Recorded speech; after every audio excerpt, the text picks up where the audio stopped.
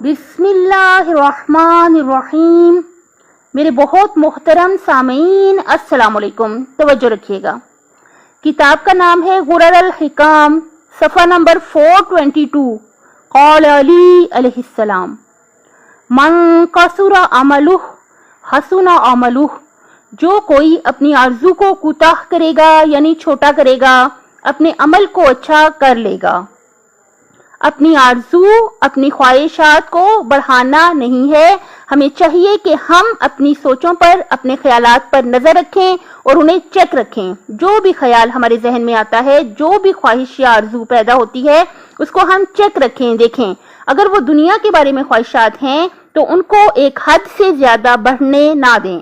اگر حد سے زیادہ بڑھ گئیں تو کیا نقصان ہوگا کہ ہمارا جو عمل ہے، جو آخرت کی بہتری کے لیے ہے، وہ جو ہے اس کی کوالٹی متاثر ہوگی۔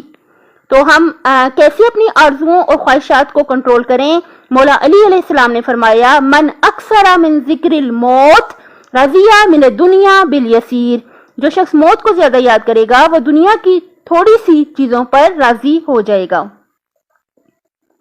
آخر میں آپ کے ساتھ شیئر کروں گی الحمدللہ رب العالمین، اللہ پاک کا کروڑ شکر ادا کرتے ہوئے یہ خوشی کی خبر آپ کے ساتھ شیئر کروں گی کہ انشاءاللہ یہ والی ویڈیو میں ابھی اپلوڈ کروں گی تو 500 ویڈیوز انشاءاللہ مکمل ہو جائیں گی۔